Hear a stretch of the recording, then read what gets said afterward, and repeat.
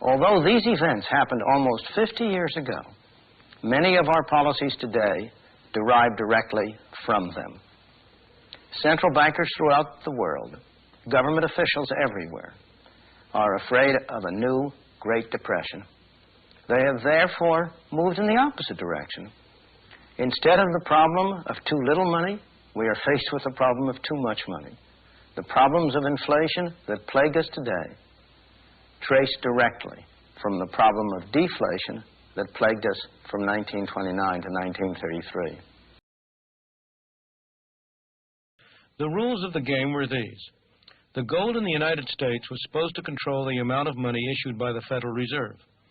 In turn, the amount the Federal Reserve issued controlled the amount of money issued by the commercial banks, which in turn controlled the amount of money that individuals, businesses, and industry could get from the banks.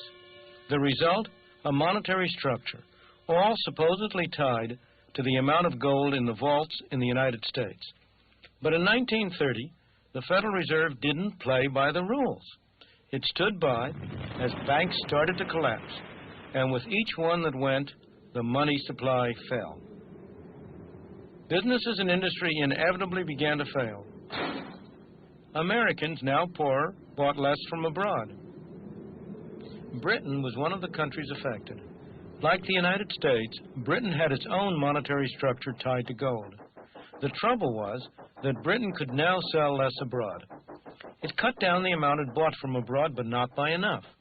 Under the rules of the gold standard, it had to pay the difference in gold.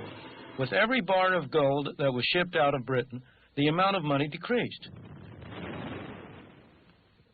A depression that was already underway in Britain got worse. British gold flowed into the United States, supposedly to form the foundation of a new slice of the monetary structure.